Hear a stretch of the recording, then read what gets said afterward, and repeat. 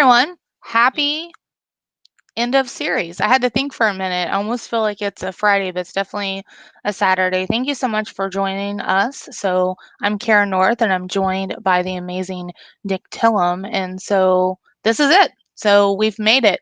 I know that this has been a really kind of fun series. There's been a lot of things that we went over, but today I just want to just share some nice little recaps. We're going to talk a little bit about what we've done. I'm going to lay out some things that you may want to think about as you're looking to evaluate and create your learning experiences in the future. Have a nice 30-day plan for you. So if this is something you're like, I'm committed to this, I'm going to build a portfolio piece and we're going to get it out the door. I have actionable steps for you to take over the next 30 days. We're going to talk a little bit about how do you evaluate your learning experience. And if you're here, go ahead and we're going to ask you to comment either in the chat or in Crowdcast because we do have another TechSmith bundle to give away today. And so in order to win, you do need to be here live and you do need to be active in the chat. So if you'd be kind enough to do that, we'd love to have you potentially win that because it's a great bundle. It includes Camtasia and Snagit. So that way you don't have to necessarily worry about using the trials or getting that kind of kicked out of the system, but you'll have a full subscription for a year for that. Although I will say again, if you are using the TechSmith trials, I think that's a wonderful thing to do, truly. There's nothing wrong and no shame, in my opinion, in having some different assets on your portfolio with watermarks on it. That's exactly what trials are intended to do, in my opinion. Plus, to me, as a hiring manager, I'm thinking, okay, that person's not using a license that maybe they have access to for commercial purposes. You're trying to do the right thing. So I get really excited when I review portfolios and I see watermarks. It's not a distractor to me. I think it's definitely a good thing. So go ahead and introduce yourself in chat over on Crowdcast, or if you're on YouTube, go ahead and do that as well. Again, just a reminder, this has been a free series for the payment of my time. I just ask that you just pay it forward when the time is right. So if you see other people maybe that are new to instructional design or they're just trying to get started, please pay it forward when you have a chance to do so. I think it's really important. That to me is what makes our profession one of the best in the whole world. Again, I know I'm very biased, but I love what I do. And I just think it's really important if you have an opportunity to give your time and talent to help others to pay it forward. Also, encourage you as you continue to work on your portfolio pieces to work out loud. And what I mean by work out loud is, and again, please let me back up. I know this may be scary for some of you, and that's completely fine. But feel free to share little pieces of it. Share it on LinkedIn, share it on Twitter, share it in maybe Facebook groups or other places that maybe you're plugged into with the learning and development community and share what you're working on. And it could be just a little clip. You could do like a little write up of maybe how you organize yourself or get ready for it or how you have kind of gone through this process. Because as you're doing that, you just never know what you're doing, how it could help someone else. Truly, something as simple as even, showing someone how to caption something or showing somebody how to pick the right colors. You just never know. And I will tell you, I've been doing this my entire professional career, working in the learning and development function. I still don't know everything. And the minute somebody says they know everything, their nose should be growing because there's just no way to be perfect and know everything about what there is in this profession. So that's why I love connecting with other people, staying abreast on what's going on LinkedIn and Twitter, because I learn as much from other people as I hope that they learn from me. So feel free to work out loud. It's definitely not a bad thing. So again, just as a reminder, if you are in the running and want to win that package, you are going to get TechSmith Camtasia 2020. And you will get the 2020 as well as Snagit. But again, remember to be eligible for that. Please comment either on Crowdcast or on the live YouTube right now. And then Nick is also going to be the man with the plan and have that giveaway towards the end of the stream today. So he's going to get your name in there on the wheel of names, and then we'll spin it and see who the winner is. Okay, so just as a reminder, if you remember way back for our first series, and that was, gosh, New Year's Day that we kicked this series off, I talked a little about ADDIE. And so you hear a lot about ADDIE, you read about it in instructional design books, you see it on job postings, right? So there's a lot of information out there about ADDIE. But again, here's your myth buster again, in case you didn't tune in to the first episode. ADDIE is not an instructional design model. Do not call it, Nick, do not call it an instructional design model. Okay, it's not an instructional design model. It was not made just for instructional design. You could use ADDIE to build a paper airplane, make a peanut butter and jelly sandwich, or maybe even start up a pyramid scheme if you wanted to. Whatever you want to do for ADDIE, you could use it because it is not indicative to learning and development. Okay, so that is a big myth that I see a lot of people put out there. If I can at least kind of dispel some of that during the series, I hope to do so. So again, analysis, design, development, implementation, and evaluation. So that's what ADDIE stands for. So today we are on the evaluation part of the ADDIE. So what we're going to talk about again, how do you design for evaluation? What kind of questions should you be asking to evaluate? But before we even get to that, I would be remiss if I didn't take time to use this platform to talk a little bit about making your learning experiences more inclusive, specifically because it is 2021, which blows my mind. And the populations that we design for is everyone. So we need to make sure that whatever we are building is indicative and is representative of that. And I know that that is something that a lot of people struggle with, finding resources and all of that. So I do have a copy of this slide deck for you in the resources for today. So again, to get to the resources, either go to the description box and click that in YouTube, or if you're on Crowdcast, the box right below me, the button will get you there. So don't feel like you have to like feverishly take notes or anything. I have links to all these resources that I'm going to be sharing with you, okay? So specifically what I'm going to be going through is just some things that you might want to consider for accessibility and inclusion as you're building out learning experiences. And I have these in different categories. So I have images, language, colors, assistive technology, LGBTQ+, and other resources. So again, images I think are really, really important. I told you all my hack for images and videos. I love going to Canva. That's where I get a lot of my images. But if you're looking for other places to find images for your learning experiences, I wanted to share with you some of the best places that I found. So Unsplash is a great one.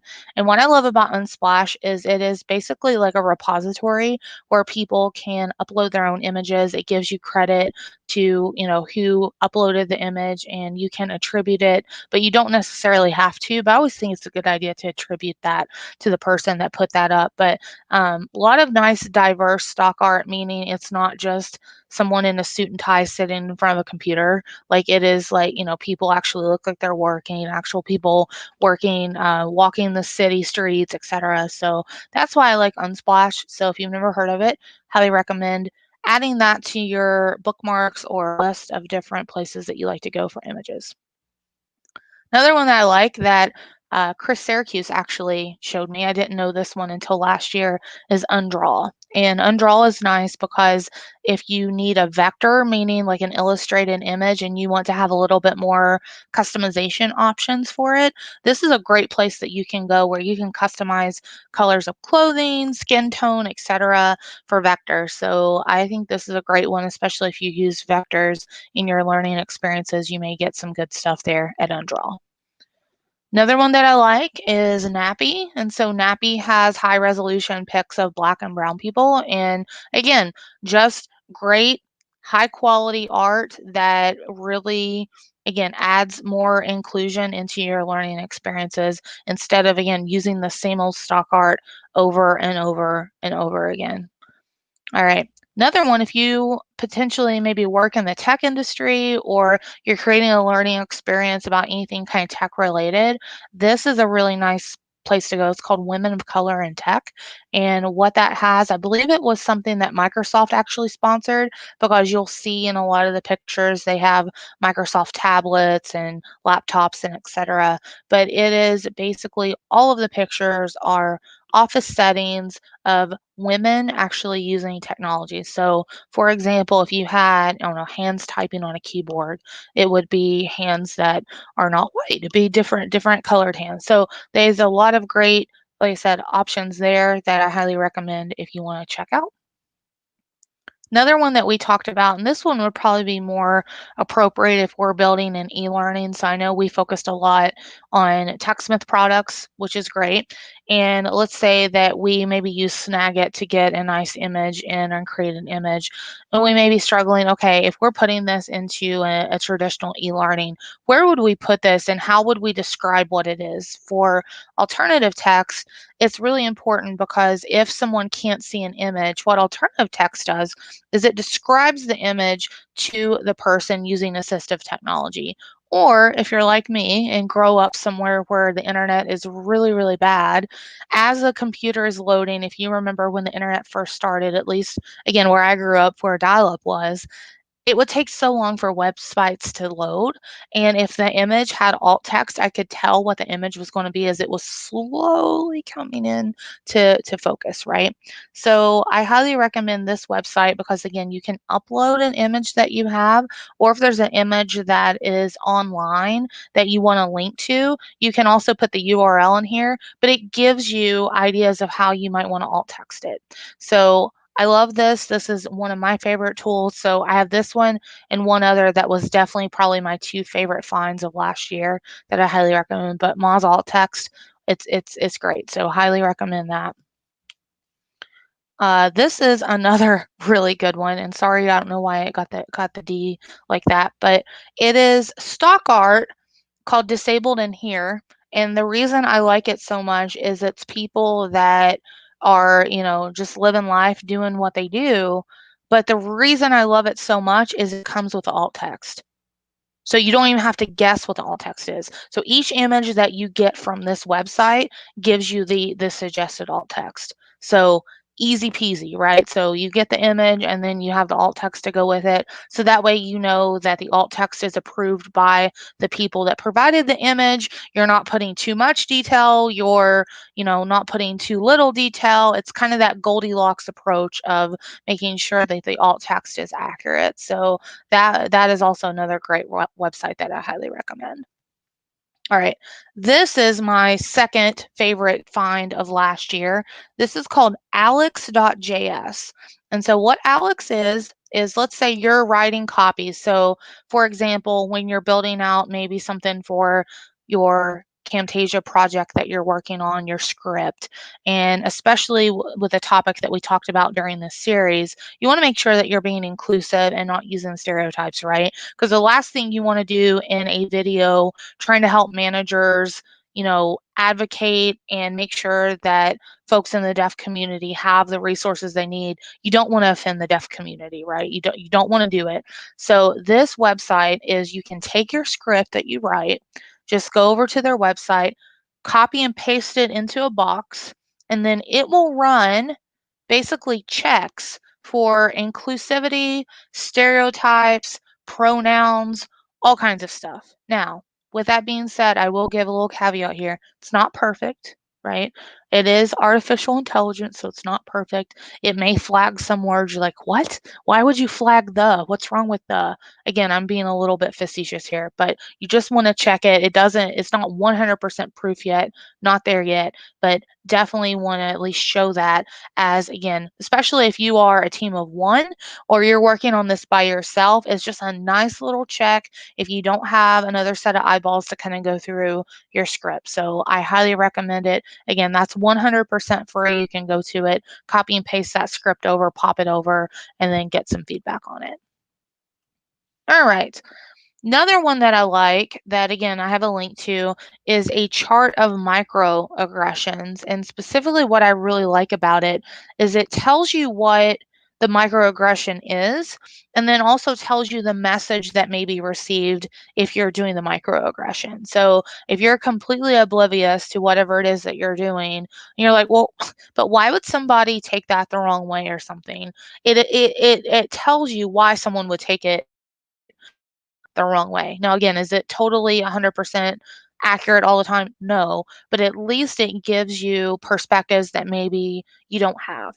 And so that's why I really like this particular resource as well, because we want to make sure that we are, not saying anything or doing anything that could potentially offend somebody. And specifically, if you're thinking, well, where would I use a chart of microaggressions, Kara?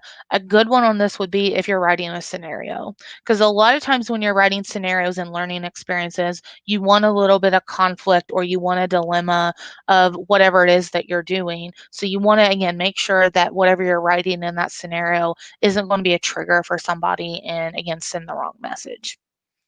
All right, moving right along here. How about just inclusive language? I mean, that can also be very tough sometimes if we're writing and trying to figure out what it is we need to say, how we need to say it, etc. So this website here has just so many great resources that I highly recommend about, how you should approach different language, how you should think about maybe formatting things. So highly recommend that. That one is a little bit more geared toward, I think, web development, but it's still got a lot of great nuggets for instructional design. Another one, which is huge for what we've been doing, obviously, with our Camtasia Snagit stuff, is we have been using captioning, right? So with captioning, it can be really difficult to know what to caption, how to caption, where to include things, whatever. This website's fantastic. It talks a lot about, how you should caption, what some information you should put into it, and again, why it's important. So if you didn't watch the whole series live, no problem. If you're watching the replay, please feel free to go back. I think it's specifically episode 3 and 4 in the series, excuse me, 2 and 3 in the series, we did some captioning in TechSmith Camtasia, so you can see how to put that in there if you're curious. So if you're watching the replay or want to go back, you can go back to both of those episodes in YouTube or also in Crowdcast, whichever one you're viewing this in.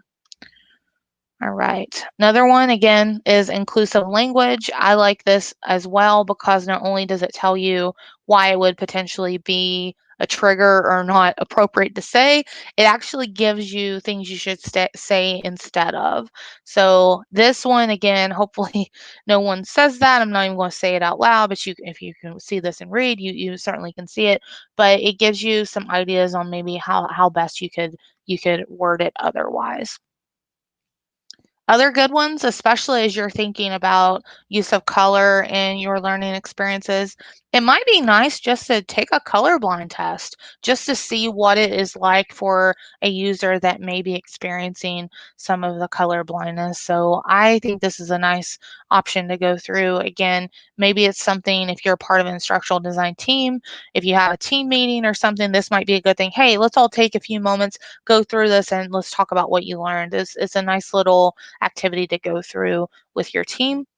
Another great one is color contrast checker. So specifically, if you remember, I believe it was episode 2, I think Ketzel, which I don't know if Ketzel's here today or not, was talking about the speech bubbles. And so then I was bringing in a different color that I could use the eyedropper in TechSmith Camtasia to pull a color out of the environment to make it match that speech bubble. If I want to make sure that that color is appropriate as far as a contrast, I could get that particular code and then pop it over here to see if that's a good color to use or not. So I really, really like that. I think that that's a nice little, again, just check, especially if you're using colors that maybe aren't uniform or haven't went through a legal or brand review at organizations, because a lot of organizations that you will work at, whether you are, a full-time employee or you're a contract employee, a lot of places have brand guidelines, and these brand guidelines have went through all the checks and everything to make sure that it's representing the company, the colors are good, etc. So most of the time you don't have to be as you don't have to scrutinize those as much, but it's when you're using these other colors. It's whenever you're popping in, different hues and things that sometimes you might want to just check those colors.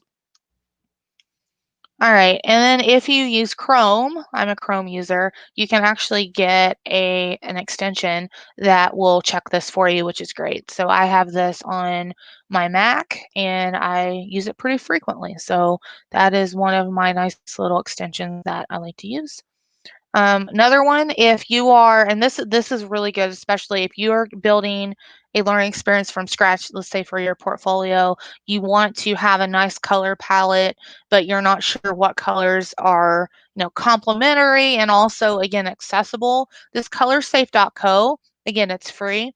You can go there, free accessible color palettes. So it will give you a nice little blend of different colors that you could use that all work well together, but then also won't cause any problems from an accessibility standpoint. Now, again, I know I'm sharing a lot of resources here, but I'm just putting like my hiring manager hat on for a moment. And I'm thinking, if you use some of these resources in your learning experience, whether you build a video in TechSmith Camtasia, or maybe you do like a little how-to guide in Snagit, whatever it is that you use, if you mention in kind of the story behind your learning experience some of these resources, to me, that's going to get you major points with any organization or hiring manager, because that is telling me you are thinking about everyone when you're designing these learning experiences.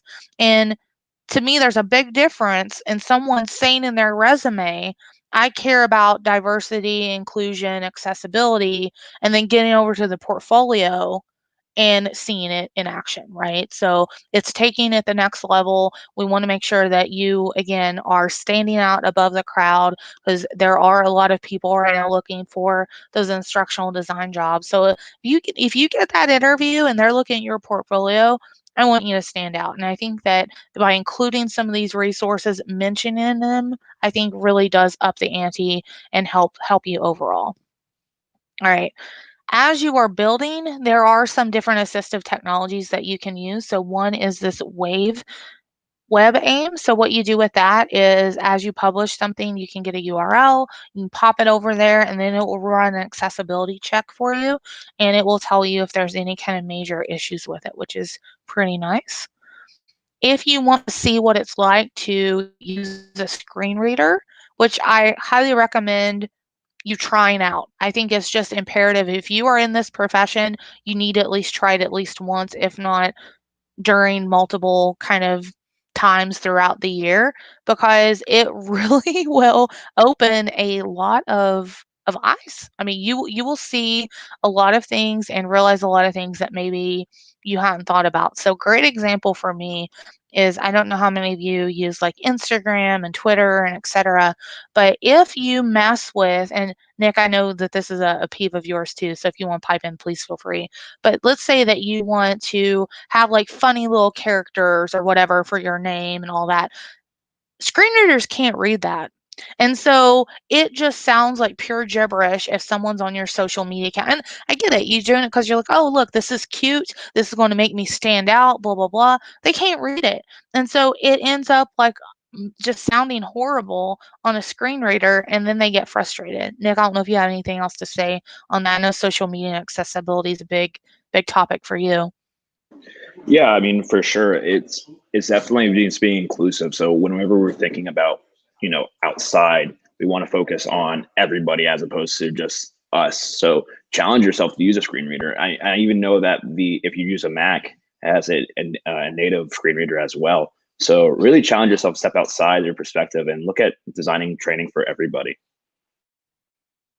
He knew.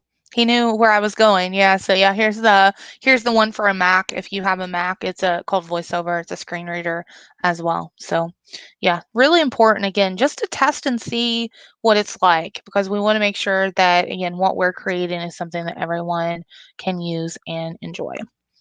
All right. For LGBTQ plus, if you have any questions or you want to make sure that you're being inclusive, this is a great website to go to. I go back to that pretty frequently as I'm writing. So it really explains some of the terms. It explains, when it's supposed to be one way versus another. And I find myself referencing this one a lot, as well as if you are specifically are maybe looking to work in learning development, I would say more in the HR realm. This is a great resource as well because it's got a resource guide that's specifically for individuals and organizations. As well as if you are in diversity, equity, and inclusion, there's a lot of frameworks and competencies. And again, if you, let's say, you should know by now, I'm a big fan of going to Kristen Anthony's Go Design Something to get a prompt to create a learning experience. But if you don't want to do that, this is another great place to go where you can go see some of these frameworks and competencies and you could create a learning experience about this, right? So hopefully as I'm sharing some of these resources with you, it could also give you other ideas of things that you could create learning experiences about for your portfolio. And just wrapping up again about this point, this is a great resource. This is just a curated source of all kinds of accessibility resources out there, and it's just a phenomenal. And the lady that does it adds to it all the time. And then Designers for Learning actually made a resource list as well that is around the acronym POUR. And so POUR is perceivable, operable, understandable, and robust, which is a great way to think about as you're building out your learning experience. So, any questions about those resources? I know I spent some time going through them, but I think it's really important again as you're thinking about, the impact of your learning experience, how you want to send the message of the content that you're creating. I think it's really important to think about accessibility and inclusion. All Kara, right. Go I have ahead. a quick question for you. I'm Yeah. sorry. No. So doing this, is this really expensive to add to our training? Is it really just, time consuming and expensive? Is it just honestly, too much for us? That's a good question. I don't think so. I mean, actually I look at it the opposite way. It'd be more expensive for us not to do it. So, for example, I read, I think, gosh, it was 2 years ago now, there were so many universities that got sued because their websites weren't accessible, because their websites were supposed to be accessible. If you're creating any media and you're publishing it, I believe it needs to have captioning. I think that it is, the people that say that, Nick, in my opinion, they don't think about the big term picture here. They're thinking about the short term kind of trade-offs. Oh, it'll save me 2 or 3 hours if we don't caption this, or think about more inclusive images, but then think about the repercussions down the road about what it would mean otherwise. And specifically, if you think about some of the companies that have taken strides in trying to make a better culture, you know that if there's harassment lawsuits and, various things like that, a lot of these litigations, judges rule not only punitive damages from the company, but what else do you think they rule for? More training, right? They're like, oh, your organization needs to build more training around this. So for me, it's very important to just already be thinking about it out of the gate, because to me, I don't think you can afford not to, because it could really be just detrimental to an organization if it falls on the other side. Did that answer your question, Nick? Okay, cool. All right, I'm looking. YouTube, it doesn't look like I have any pressing questions. Doesn't. Oh yeah, Lisa. Lisa was asking about Harvard. Yep, Harvard was one that did get it. Yeah, and also my one of my alma maters, which you can look up and figure out, also got sued for the same thing. So, all right, all right, we'll go ahead and move along, and I'm going to talk a little bit about evaluation. Okay. So I will be very transparent with you, and I will tell you that for a big part of my career, I probably most definitely did evaluation wrong. Because for evaluation, I thought evaluation was just good enough, just asking little questions about, hey, did you like it? Was it fun? Did you feel like you learned something? But then as I continue to kind of move up in my career, I realized that if I told my boss, Yeah, they had a fun job. That doesn't cut the mustard, right? Okay, they had fun in your learning experience, Kara, but what does that mean for our company? And what does that mean for performance? And how can we continue to improve it? So I, which I'll share this here in a moment. I have it on the next slide, but I met a gentleman a couple years ago, Dr. Will Dahlheimer. I will admit that he's probably one of my knowledge crushes. He is a very smart man, knows a lot of stuff about evaluation, and he wrote this book that completely changed the way that I look at evaluation, which again I'll share here in a moment.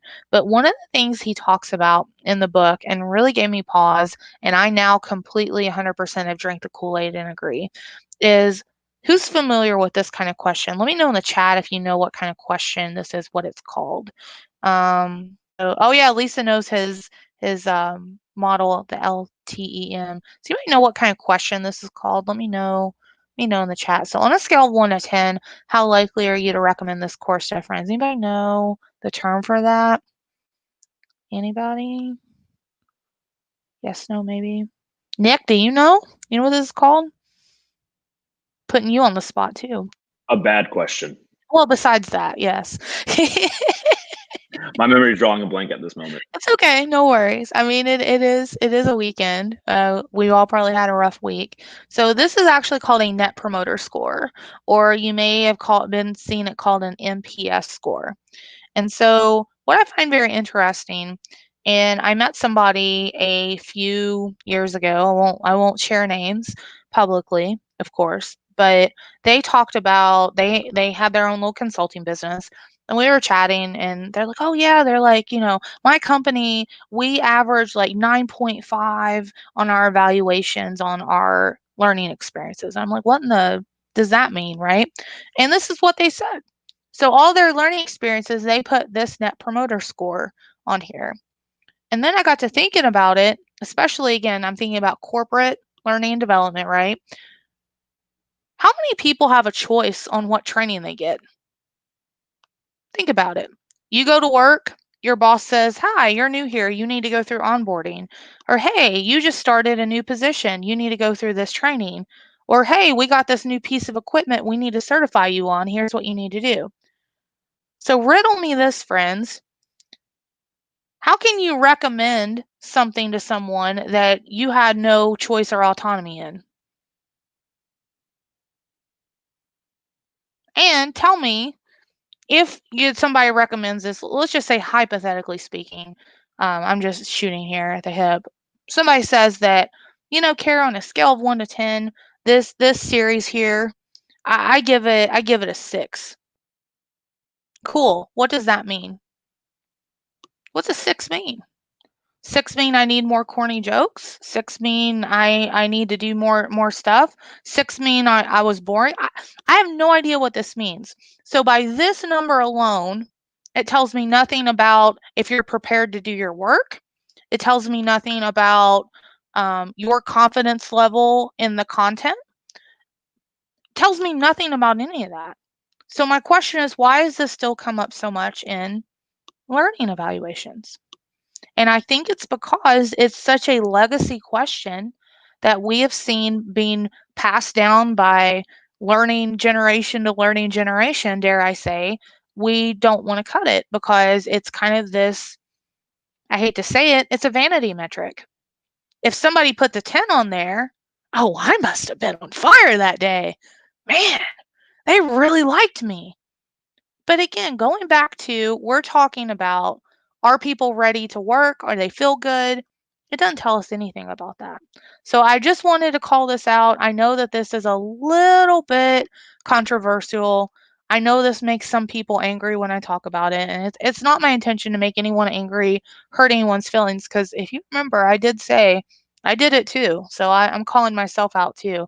But if this is something that you think is a good evaluation question, and really gives you some hard data on what you're doing right or wrong, please educate me.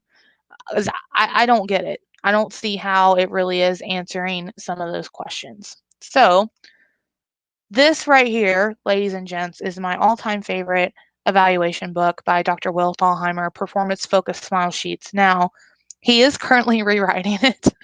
So I recommend it. So you may or may not be able to find a copy of it on Amazon, but probably my favorite question that he has in this book that I have shamelessly stole for our learning evaluations is, you know, how confident after going through the content in this learning experience, how confident are you in the content to apply it to your job?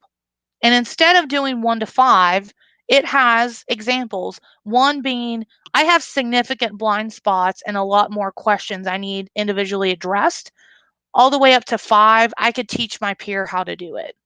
So what happens is when we send out those evaluations, people that give us 1, 2s, and 3s, what can we do? We can follow up with those people and saying, "Oh, hey Nick, we noticed that you put a 2 on here, that you still had some questions about this.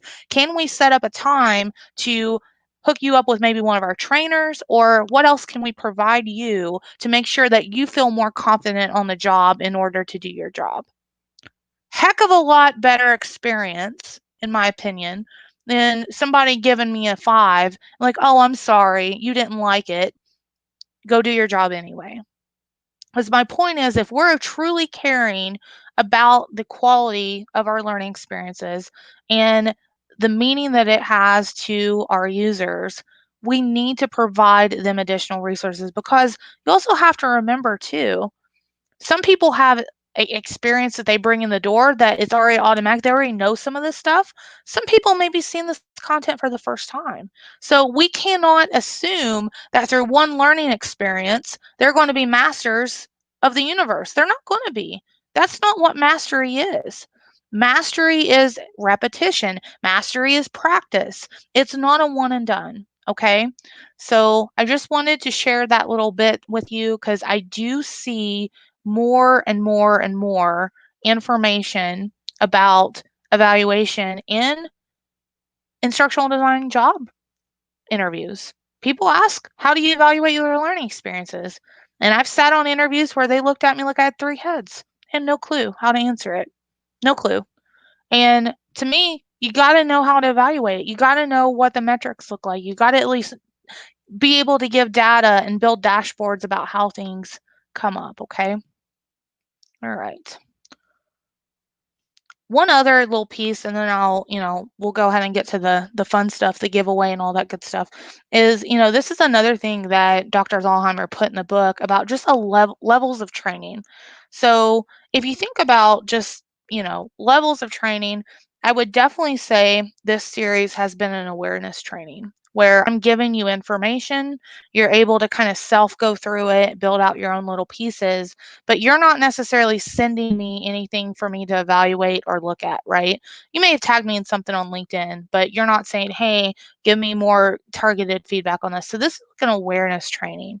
If you truly say that you care about performance and you're doing performance, then you got to have more than just a talking head. Period. You got to. And so what Dr. Thalhammer says is, we need to not only have kind of the content portion, but we need to have some kind of way to apply the content and then get some feedback on that content and then maybe get some more practice. Because again, it's kind of this cycle. If we want to build up mastery, no one is a master the first time they do something, period. How many people learn to ride a bike the first time you tried? Very first time you didn't fall, scrape your knees, and cry. I don't know anybody. If you do, tell me, because that's just not the way we learn, right? So, in order to really, again, make it stick and make it more performance based and really support our users, we need to make sure that we give more little pieces in there. So, that's my whole pulpit of evaluation. I hope that that's helpful. I do know that it's a very tough topic. I think there's a lot of smoke and mirrors around some of it, for lack of a better word. And I don't mean that disrespectful to people talking about it, but it's almost like it's really difficult for a lot of people to talk about it because it's almost like, okay, I built this learning experience and I have 10 more projects that are due tomorrow. And so we're in such a hurry to get things out the door as quickly as possible. We don't think about the impact. So just highly recommend just thinking about that. Um, Oh, Catherine, I see on Crowdcast talks about Bob Mosier and the 5 moments of learning need. I love that, and I should have put something in there about that. Highly recommend checking Bob Mosier out. First of all, he's just a terrific human, really, really nice guy. But second, he talks about as you're learning something new, there's kind of these 5 moments of need, and they vary from the first time you see something to the first time you'll have to apply something. So he has this little kind of chart that he has, and I do highly recommend checking that out. So thank you for that call out. That's a wonderful, wonderful call out there. Any other questions just about general evaluation? Again, I didn't want to put up all of Will Thalheimer's secrets and tricks up here, but I highly recommend checking out. He's got a nice blog about it. He is rewriting the book, and I saw somebody talk about his learning evaluation model. I think that's what he is doing in that book. So he is rewriting the book to match his learning evaluation model with the evaluation question. So that's what he is redoing. Also, I guess I'll go ahead and let the cat out of the bag with that. So I did wrap up my stint on my local Association for Talent Development's board of directors last year. And I have been thinking about kind of what my next venture is in volunteering and public service and what have you.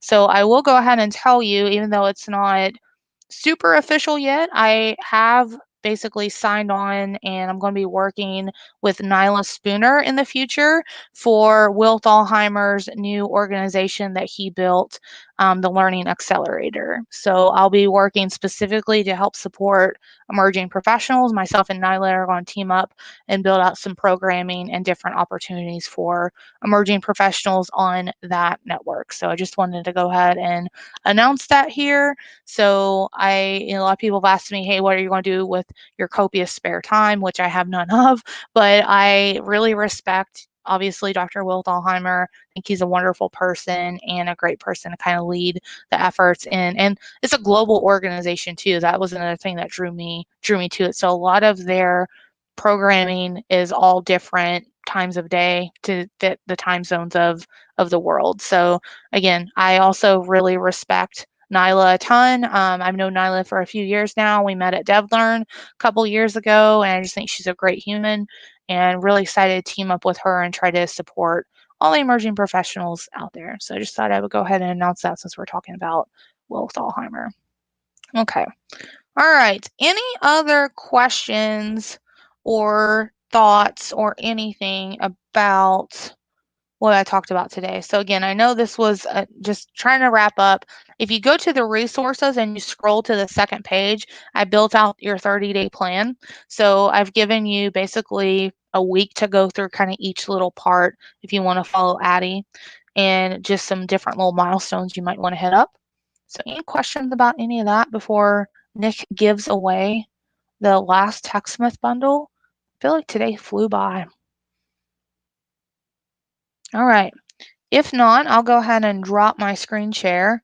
I'll give it away to Nick, who's going to give away the package.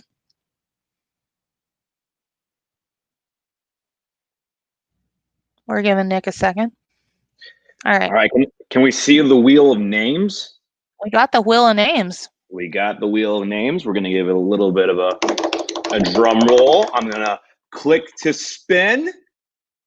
All right. Let's see who's going to win. Ooh.